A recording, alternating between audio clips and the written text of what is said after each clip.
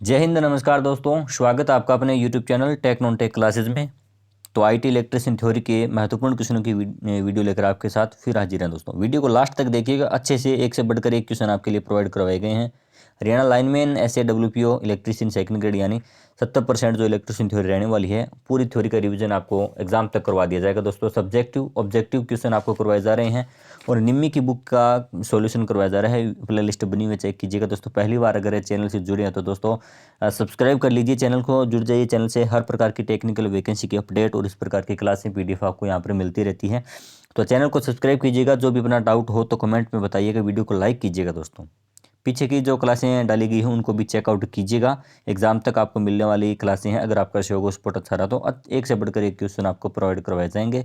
और अपने जो ऑल इंडिया प्रीवियस ईयर जितने कंपटीशन एग्जाम हैं उनका एक कॉम्बिनेशन मिक्स क्वेश्चन तैयार किया गया है। साथ ही नोट्स के अपने इलेक्ट्रिशियन थ्योरी के उनके क्वेश्चनों के बीच में प्रोवाइड करवाएंगे। दोनों को मिलाकर ये सीरीज स्टार्ट की गई है। फुल वेव रेक्टिफायर परिपथ के लिए न्यूनतम कितने डायोड की आवश्यकता होती है? अगर बात करें आंसर की तो एक रेक्टिफायर परिपथ होता है ब्रिज रेक्टिफायर। ब्रिज रेक्टिफायर भी कई बार पूछ लिया जाता है। और एक होता है सेंटर टेप। Centre tap. तो ब्रिज रेक्टिफायर की बात करें तो इसमें होती है दोस्तों 4 डायोड। इसका डायग्राम्स इससे समझ पूरा टॉपिक हम आगे कवर करेंगे धीरे धीरे। तो सेंटर टेप एक होता है ब्रिज रेक्टिफायर, एक होता है सेंटर टेप। में भी 2 प्रकार के होते हैं। हाफ वेव क्वेश्चन पूछ लिया जाता है, एक होता है फुल वेव। फुल वेव में हाफ में कितने डायोड की आवश्यकता होती है? 1 की। और फुल में दोस्तों 2। फुल में इसका राइट आंसर 2 होता है, जो कि इस क्वेश्चन में पूछा गया है। हालांकि सेंटर टाइप इसमें ऑप्शन में नहीं दिया है। कई बार ये बातें मतलब पूछता है एग्जामिनर, ये नहीं पूछता। कई बार क्वेश्चन किसी भी प्रकार से आ सकता है। फुल वेव अगर हमें दिया है तो 2 डायोड, ब्रिज रेक्टिफायर में 4 डायोड। अगर सेंटर टाइप देकर हाफ वेव और फुल के बारे में पूछ ले जाता है, दोनों हाफ वेव के लिए 1, फुल के लिए 2 डायोड की आवश्यकता होती है। अगला अपना क्वेश्चन है, क्षैतिज लाइनें किस वोल्टेज तक स्थापित की जाती है दोस्तों? क्षैतिज लाइनें जो ट्रांसमिशन और उत्पादन प्रसारण की जितने भी लाइनें होती हैं, बड़ी लाइनें होती हैं, वो किस वोल्टेज तक स्थापित होती है? यानी आपने देखा होगा कि बड़ी लाइनें सामान्यतः क्षैतिज यानी समांतर तरीके से स्थापित होती है। समांतर पैरेलल ही अपने देखा होगा। तो 250 वोल्ट, 650 वोल्ट, 11,000 या उपरोक्त सभी। तो राइट आंसर रहने वाला है उपरोक्त सभी। यानी एक होता है 650 वोल्ट तक कौन सी लाइनें, हम वर्टिकल लाइनें, ऊर्ध्वाधर खड़ी लाइनें होती है, वो उसको हम 650 वोल्ट तक ही स्थापित कर सकते हैं। भीड़ भाड़ वाला कंजेस्टेड एरिया होता है जहाँ पर, वहाँ पर आपने देखा होगा एक खंभे पर इस प्रकार खड़ी लाइनें स्थापित कर दी जाती है। फेज न्यूट्रल RYB यानी सिंगल फेज 3 फेज की, वो होती है सिर्फ 650 वोल्ट तक काम में ले सकते हैं। लेकिन क्षैतिज लाइनें होती है वो 650 वोल्ट से ऊपर की जितनी भी लाइनें हैं, मतलब 11,000 kV की होगी, 33 की होगी, 220 की होगी, जितनी भी बड़ी लाइनें हैं उत्पादन प्रसारण वितरण की, वो बड़ी लाइनें समांतर में होती है दोस्तों। वर्टिकल वाला आपको बता दिया। सूचनात्मक चिन्ह किस आकृति से बने होते हैं? इस पर एक पूरी थ्योरी क्लास दी हुई है, सब जगह बोर्ड पर करवाया गया पूरा। आप संबंधित सारे क्वेश्चन देखिएगा दोस्तों। त्रिभुजाकार या वृत्ताकार या गोलाकार या वर्गाकार। तो सूचनात्मक चिन्ह की बात करें दोस्तों, कौन से होते हैं? तो ये होते हैं किसी स्थान के बारे में सूचना हमें उपलब्ध करवाते हैं, सूचना उपलब्ध कराने वाले सूचना, इन्फॉर्मेटिव साइन। और इनकी आकृति की बात करें तो आकृति होती है दोस्तों इनकी वर्गाकार या होती है आयताकार भी हो सकती है। आयताकार इससे संबंधित है, वो क्वेश्चन आया हुआ है परीक्षा में। यानी सुरक्षा चिन्हों के बारे में हर एक एग्जाम में क्वेश्चन पूछा ही जाता है दोस्तों। अच्छे तरीके से आपको हर प्रकार के क्वेश्चन आपको इसमें सूचनात्मक चिन्ह की आकृति होती है वर्गाकार या आयताकार, और चिन्ह का रंग पूछ लिया जाता है। चिन्ह चिन्ह किस रंग का होता है? तो सफ़ेद रंग का चिन्ह होता है। सफ़ेद रंग का चिन्ह वर्ताकार या वर्गाकार या आयताकार आकृति होती है। चिन्ह का रंग सफेद होता है और बॉर्डर होता है हरा। बॉर्डर या धरातल का रंग होता है दोस्तों हरा। बॉर्डर हरा होता है इसका। तो जिसने और एक वर्ताकार त्रिभुजाकार यानी आपको पता है चेतावनी चिन्ह जो होते हैं वो त्रिभुजाकार आकृति में होते हैं। पीले धरातल पर काले चिन्ह होते हैं। और गोलाकार या वर्ताकार एक ही बात हो गई। ये कौन से होते हैं? सकारात्मक चिन्ह होते हैं या निषेधात्मक चिन्ह इनको बोल सकते हैं। तो अलग अलग होते हैं दोनों। इलेक्ट्रॉन प्रोटॉन की अपेक्षा क्या होता है? यानी इलेक्ट्रॉन का आवेश की बात की यहाँ पर। प्रोटॉन की अपेक्षा क्या होता है? धनात्मक या ऋणात्मक या उदासीन या निष्क्रिय। निष्क्रिय यहाँ पर लिखा था, जो टाइपिंग में थोड़ी सी मिसप्रिंट हो गई है। इलेक्ट्रॉन प्रोटॉन की अपेक्षा क्या होता है? इलेक्ट्रॉन का आवेश होता है दोस्तों नेगेटिव। धनात्मक है, सॉरी, प्रोटॉन क्या होता है? प्रोटॉन होता है धनात्मक, और इलेक्ट्रॉन क्या होता है? ऋणात्मक, नेगेटिव। और उदासीन कौन सा होता है अपना? न्यूट्रॉन जो होता है, न्यूट्रॉन वो होता है उदासीन होता है। उसकी प्रकृति, उस पर कोई आवेश नहीं पाया जाता, वो एक उदासीन प्रकृति का होता है। धनात्मक कौन सा होता है? प्रोटॉन, और ऋणात्मक कौन होता है, ये इलेक्ट्रॉन। जो अपना राइट आंसर इलेक्ट्रॉन इसका रहने वाला है। 10 ओम 20 ओम के दो प्रतिरोधक समांतर में हो तो कुल प्रतिरोध कितने होंगे। इस क्वेश्चन के ऑप्शन है मैंने दे दिए दोस्तों, क्योंकि थोड़ा इसमें एक अच्छा सा फॉर्मूला, आपको दो प्रकार के फॉर्मूले बताने वाला हूँ। आपको पता होगा कि 10 ओम या 20 ओम जितने भी मान के प्रतिरोधक हमें समांतर में दे दिए और कुल प्रतिरोध RT अगर हमें ज्ञात करना होता है तो इसको फॉर्मूला लगता है R1 इंटू R2 बटा में R1 प्लस में R2। ये तो है दो प्रतिरोधकों के लिए। ज़्यादातर न्यूमेरिकल है वो 2 और 3 प्रतिरोधकों का ही पूछा जाता है। लंबा न्यूमेरिकल है वो कुछ साथी अपने कमेंट करते हैं कि न्यूमेरिकल किस तरह के पूछे जाते हैं। तो बता दूं इलेक्ट्रिशियन थ्योरी में अब बड़े न्यूमेरिकल नहीं पूछे जाते दोस्तों। जिस प्रकार RT में ज्ञात करना होता है तो 2 या 3 प्रतिरोधकों का ही ज्ञात करना होता है। जैसे यहाँ पर दिया गया 10 ओम 20 ओम, यानी R1 कितना है 10 ओम, R2 20 ओम, एक बार इनको मल्टीप्लाई और बाद में इनका दोनों का जोड़, R1 प्लस में R2 कितना हो गया 10 20 30 हो गया दोस्तों। इसका राइट आंसर क्या आने वाला है, यानी 200 बटा में 30। इसको हल करने पर कितना आता है दोस्तों, 6 का 18, यानी लगभग 6 ओम इस प्लस ही आने वाला है। अपना जो कैलकुलेशन है वो कर लेना दोस्तों। और एक आता है अपना जैसे 3 प्रतिरोधक कई बार दिए जाते हैं, 3 प्रतिरोधक दिए हों और RT ज्ञात करना हो तो कौन सा फॉर्मूला हम लगाते हैं, जैसे R1 into R2 into R3, 3 प्रतिरोधक जब दिए हों और RT ज्ञात करना हो तो एक बार उनको मल्टीप्लाई किया जाता है, उसके बाद में एक बार जैसे इस फॉर्मूले में आपको बता R1 प्लस में R2 sorry R1 into R2 plus में R1 इंटू R3 प्लस में R2 इंटू R3, यानी एक बार दोनों को मतलब है आपस में तीनों को मल्टीप्लाई किया जाता है और जोड़ किया जाता है। ये फॉर्मूला इसमें लगने वाला है दोस्तों। इससे संबंधित आगे न्यूमेरिकल आपको करवाएंगे।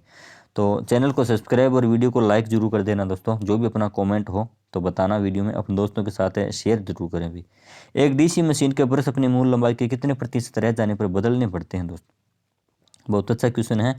तो एक DC मशीन के ब्रश मूल लंबाई के कितने प्रतिशत रह जाने पर, यानी रह कितने गए 1/3, 1/3 इसको बोल सकते हैं। क्वेश्चन इस प्रकार भी पूछा गया है, 1/3 ब्रश रह जाने पर बदल देना चाहिए। और क्वेश्चन अगर इस प्रकार पूछ लिया जाता है कि घिस जाने पर, यानी कितने घिस जाने पर बदल देना चाहिए, 1/3 तो रह गई तब बदल देना चाहिए। और 2/3 यानी 2/3 में से कुल 2 भाग, 2/3 भाग अगर घिस गया है तो उसको बदल देना चाहिए। और क्वेश्चन है वो परसेंटेज में पूछा जा सकता है दोस्तों, यानी 33%, यानी 1/3 की तरह 33% भाग है वो रह जाने पर बदल देना चाहिए। और 66% भाग 66 यानी इतना प्रतिशत भाग घिस जाने पर बदल देना चाहिए। तो आपको बात याद रखनी है दोस्तों, DC मशीन के ब्रश है वो कितने प्रतिशत रह जाने पर है या कितने तिहाई प्रतिशत, जिस भी फॉर्मेट में क्वेश्चन पूछे आपको याद रखना है। क्वेश्चन बनते हैं यहाँ से। DC मोटर की गति निम्न में से किस के समानुपाती होती है। तो DC मोटर की गति अनुसमानुपाती EB बटा में फाई। तो दोस्तों इस फॉर्मूले के हिसाब से देखते हैं, DC मोटर की गति बेक EMF के समानुपाती होती है, फील्ड फ्लक्स के विलोमानुपाती होती है। तो DC मोटर की गति आर्मेचर धारा, चुंबकीय फ्लक्स, आर्मेचर प्रतिरोध, बेक EMF समानुपाती पूछा है, तो इसके हिसाब से बेक EMF EB के समानुपाती होती है दोस्तों। और अगला अपना क्वेश्चन 8 नंबर, स्टे वायर के साथ जमीन से कितनी ऊंचाई पर इंसुलेटर लगाने की अनुशंसा की जाती है। तो स्टे वायर जो अपना एक खंभा होता है इस प्रकार, इसके साथ जो लगता है, स्पोर्ट वायर इसको बोलते हैं, इसके बीच में कितनी ऊंचाई पर इंसुलेटर लगाया जाता है। अंडाकार आकृति का होता है, अंडाकार आकृति, या इसको कई बार बोल देता है गाय इंसुलेटर, गाय GUY गाय वाला। तो इस प्रकार क्वेश्चन है वो गे इंसुलेटर भी कई बार बोल दिया जाता है। तो स्टे वायर के साथ जमीन से कितनी ऊंचाई पर लगता है वो, 5 मीटर, 3 मीटर, 2 मीटर या 2.5 मीटर। तो इसका राइट आंसर रहने वाला है दोस्तों 3 मीटर की ऊंचाई पर वो लगता है, यानी राइट आंसर रहेगा 3 मीटर की ऊंचाई पर वो गे इंसुलेटर लगाया जाता है, पोर्सिलिन का बना होता है। राइट आंसर इसका 2 नंबर ऑप्शन। अगला अपना क्वेश्चन है कि एक 20 माइक्रोफेरेड धारिता वाले कैपेसिटर का 50 हर्ट्ज सप्लाई पर कैपेसिटिव रिएक्टेंस क्या होगा। तो कैपेसिटिव रिएक्टेंस को प्रतीक होता है दोस्तों XC। XC ज्ञात करने का एक फॉर्मूला होता है, XC बराबर 1/2 पाई रूट L इंटू सी, सॉरी L इंटू नहीं F इंटू सी, एफ इंटू सी। एल तो जब इंडक्टिव कैपेसिटी रिएक्टेंस ज्ञात करते हैं, इंडक्टिव के लिए एल आता है और कैपेसिटिव के लिए सी आता है। तो एक्स सी कैपेसिटिव रिएक्टेंस, एक्स सी का मान हमें इस पर फॉर्मूले से ये ज्ञात करता है। 2 पाई यानी 3.14 जो एक पाई का मान होता है 2, यहाँ पर रूट 50 और 20, 50 और 20 ये इंटू 20 हज़ार हो गए। जब इसको यहाँ पर हज़ार लगाएंगे तो हज़ार किसका रूट 100 का, 100 का स्क्वायर हज़ार। इसको जब हल करेंगे तो लगभग इसका राइट आंसर आएगा दोस्तों 0.000159। और जब माइक्रो इसमें लगाएंगे यानी सभी के लास्ट में माइक्रो फेरेड लगा हुआ है दोस्तों। कैपेसिटर किस में होता है, माइक्रो वाला। तो माइक्रो में जब इसको आंसर हल करते हैं तो इसका राइट आंसर आता है 0.00159। और माइक्रो जब लगाएंगे तो 10⁻⁻6 राइट आंसर आने वाला है इसका 159 माइक्रोफेरेड। यहाँ पर ये माइक्रोफेरेड है दोस्तों। राइट आंसर 4 नंबर ऑप्शन रहने वाला है। एक शुद्ध कैपेसिटिव परिपथ में धारा वोल्टेज से क्या रहती है। शुद्ध कैपेसिटिव परिपथ में 90 डिग्री आगे या 90 डिग्री पीछे या इन फेज या आउट फेज। तो कैपेसिटिव की बात करिए तो दोस्तों धारा वोल्टेज से 90 डिग्री आगे रहती है। अगर बात करते हैं इंडक्टेंस की, इंडक्टिव परिपथ की, तो उसमें क्या रहती है, धारा 90 डिग्री पीछे रहती है वोल्टेज से, और यहाँ पर क्या है, आगे है। और इन फेज कब होती है दोस्तों, प्रतिरोध जब सर्किट और रजिस्टिव सर्किट हो उसमें दोनों इन फेज रहते हैं। अल्टरनेटर में पिच फैक्टर का अधिकतम मान कितना होता है, इकाई 0, 100, 40। राइट आंसर क्या होगा, अल्टरनेटर में पिच फैक्टर का अधिकतम मान इकाई होता है, अधिकतम 1 होता है दोस्तों। एक ट्रांसफार्मर में ब्रीदर का कार्य क्या होता है, टेम्परेचर कम करना या तेल की आपूर्ति करना या अनमी को रोकना या ओवरलोड से बचाना। तो टेम्परेचर कम करने के लिए इस पर तापमापी लगी होती है दोस्तों, तापमापी मुख्य ऑयल टैंक पर लगी होती है। यानी क्वेश्चन इस प्रकार पूछा जाता है कि तापमापी है वो कहाँ पर लगी होती है, तो मुख्य ऑयल टैंक पर, जिसका कार्य होता है टेम्परेचर को नियत बनाए रखना। और अच्छे ट्रांसफार्मर यानी अच्छे तरीके से, वो प्रॉपर तरीके से कार्य करने के लिए 45 डिग्री से 75 डिग्री सेल्सियस मानकों के अनुसार, भारतीय मानकों के अनुसार, ये क्वेश्चन पूछा हुआ है एग्जाम में, कंपटीशन एग्जाम में, कि अच्छे एक ट्रांसफार्मर का कार्यकारी तापमान कितना होता है, 45 डिग्री सेल्सियस से 75 डिग्री सेल्सियस तक होता है।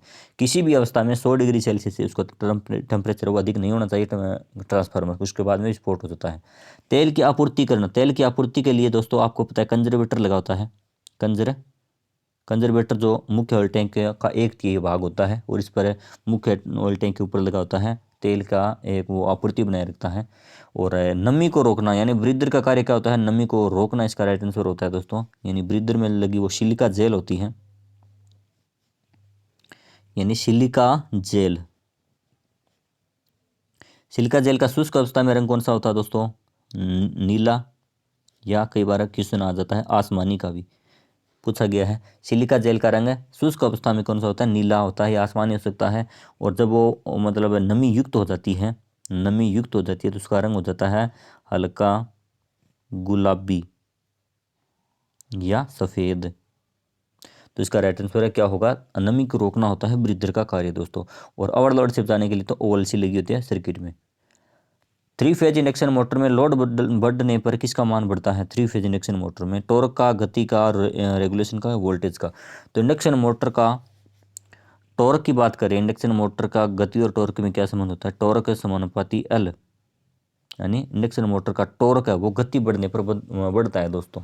तो इंडक्शन मोटर का लोड बढ़ने पर टॉर्क का मान बढ़ता है दोस्तों। लोड बढ़ गया तो गति थोड़ी सी कम होगी, बढ़ेगी नहीं दोस्तों। डीसी मोटरों की गति होती है जो लोड बढ़ने पर बढ़ती है, सीरीज मोटर जो होती है अपनी यूनिवर्सल मोटर होती है। एसी मोटरों की यहाँ पर बात की है, इंडक्शन मोटर एसी मोटर है तो इसमें लोड बढ़ने पर थोड़ा सा गति घटेगी।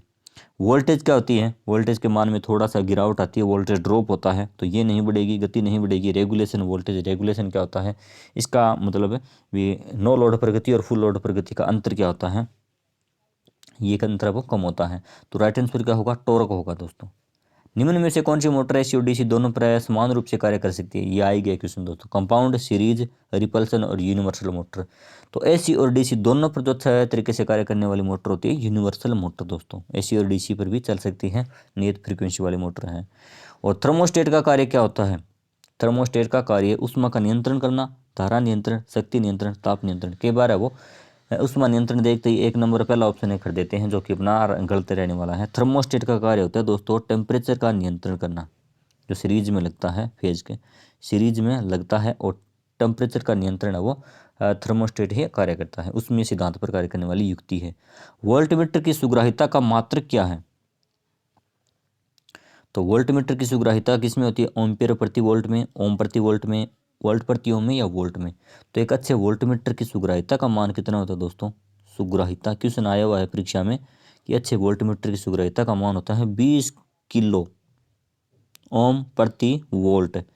तो 20 किलो ओम प्रति वोल्ट एक आंकड़ा है, आपको याद रखना है, फिक्स मान है ये। तो वोल्टमीटर की सुग्राहिता का मात्रक है ओम, किलो ओम प्रति वोल्ट। आपने देखा ना, तो ओम प्रति वोल्ट कौन सा? अपना 2 नंबर ऑप्शन है। किलो तो नहीं लगाया, लेकिन आ सकता है सीधा इस प्रकार भी आ सकता है, ओम प्रति वोल्ट, यानी ओम प्रति वोल्ट इसका राइट आंसर रहने वाला है।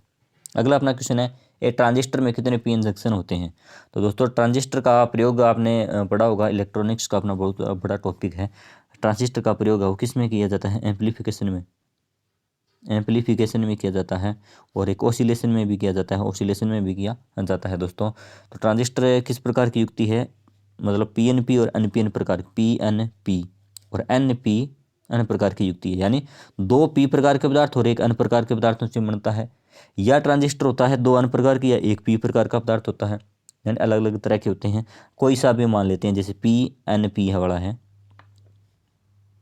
यानी एक लिया आपने पी, एक लिया एन और एक लिया पी, यानी 2 तो पी प्रकार के पदार्थ हमने काम में लिए। अन्य प्रकार के त्रिशोंजी पंचशोंजी जो जितने भी पदार्थ हैं इन पर क्रॉस लगाई हुई है, वो भी देखना पिछली एक वीडियो में, और आगे भी आपको बता देंगे धीरे धीरे। यानी 2 तो पी प्रकार के, एक एन हो गया। तो इसमें कितने जंक्शन की बात करी, तो जंक्शन एक तो ये हो गया दोस्तों, और एक जंक्शन ये हो गया। तो कितने जंक्शन हो गए? 2 हो गए ना दोस्तों। तो राइट आंसर क्या रहेगा अपना? 2 जंक्शन इसमें रहते हैं, चाहे एनपीएन हो या पीएनपी, ट्रांजिस्टर में 2 जंक्शन होते हैं। प्रेरित विद्युत वाहक बल सदैव आरोपित विद्युत वाहक बल का विरोध करता है, यह नियम किसने दिया था? लेंज ने, फेराडे ने, जूल ने या किरचॉफ ने। यानी जो जिसके कारण पैदा हुआ उसका विरोध करता है, यह नियम दिया था दोस्तों लेंज बाबा ने। राइट आंसर क्या होगा? लेंज इसका राइट आंसर रहने वाला है। फेराडे ने विद्युत चुंबकीय प्रेरण के नियम दिए थे, आपको पता होगा, प्रेरण के नियम फेराडे ने दिए थे। जूल ने किसका नियम दिया था दोस्तों? जूल ने उष्मा का नियम दिया था, H बराबर I square into R T. Joule ने उष्मा का नियम दिया था। किरचॉफ ने दिया था धारा नियम दिया था, एक तो धारा नियम और एक था वोल्टेज नियम। यानी किसी परिपथ में चालक उस परिपथ में से प्रवाहित होने वाली धारा, उससे संगम में से आने वाली धारा और जाने वाली धाराओं का बीजगणितीय योग क्या होता है? 0 होता है। एक तो धारा नियम था और एक वोल्टेज नियम था। इससे वोल्टेज नियम को क्या बोलते हैं दोस्तों? किरचॉफ के वोल्टेज नियम को बोलते हैं मेश या पास का नियम भी कई बार बोल दिया जाता है। और इस वोल्टेज नियम के अनुसार परिपथ की आरोपित वोल्टेज ड्रॉप है ना, उसके घटकों द्वारा आरोपित की गई अलग अलग वोल्टेज ड्रॉप के बराबर होती है कुल वोल्टेज। तो किरचॉफ का ये नियम था। और अपना राइट आंसर इसका क्या रहेगा? लेंज का नियम रहने वाला है। सब स्टेशन से विद्युत शक्ति को वितरण केंद्र तक पहुंचाने वाली लाइनें कौन सी होती है दोस्तों? तो इसका बहुत ही अच्छा एक क्वेश्चन बनता है। सब स्टेशन से, यहाँ पर पूछा है हमको, सब स्टेशन से विद्युत शक्ति को वितरण केंद्र तक, तो वितरण केंद्र तक कौन सी लाइन होगी? मेन फीडर, ट्रांसमिशन या डिस्ट्रीब्यूशन की या सर्विस लाइन की? तो वितरण यानी डिस्ट्रीब्यूशन की कौन सी होगी? डिस्ट्रीब्यूशन लाइन होगी। सर्विस लाइन कौन सी होगी दोस्तों? जो उपभोक्ता को अंतिम मतलब पॉइंट होता है, उपभोक्ता को जहाँ से सप्लाई उपलब्ध करवाई जाती है उपभोक्ता को, वो होती है सर्विस लाइन होती है। ट्रांसमिशन यानी उत्पादन केंद्र से डिस्ट्रीब्यूशन तक पहुंचाने के लिए ट्रांसमिशन लाइन होती है। और मेन फीडर कौन सी होती है दोस्तों? उत्पादन केंद्र को ट्रांसमिशन से जोड़ने वाली लाइन होती है, वो मेन फीडर होती है। अगला अपना क्वेश्चन है, किसी चालक का प्रतिरोध क्या होगा जब लंबाई आधी है, क्रॉस सेक्शन एरिया भी आधा करती है? बहुत अच्छा क्वेश्चन है दोस्तों। यानी बात करें प्रतिरोध आर, हमसे पूछा गया आर बराबर क्या होता है? रो एल बटा में ए। रो क्या होता है? विशिष्ट प्रतिरोध होता है।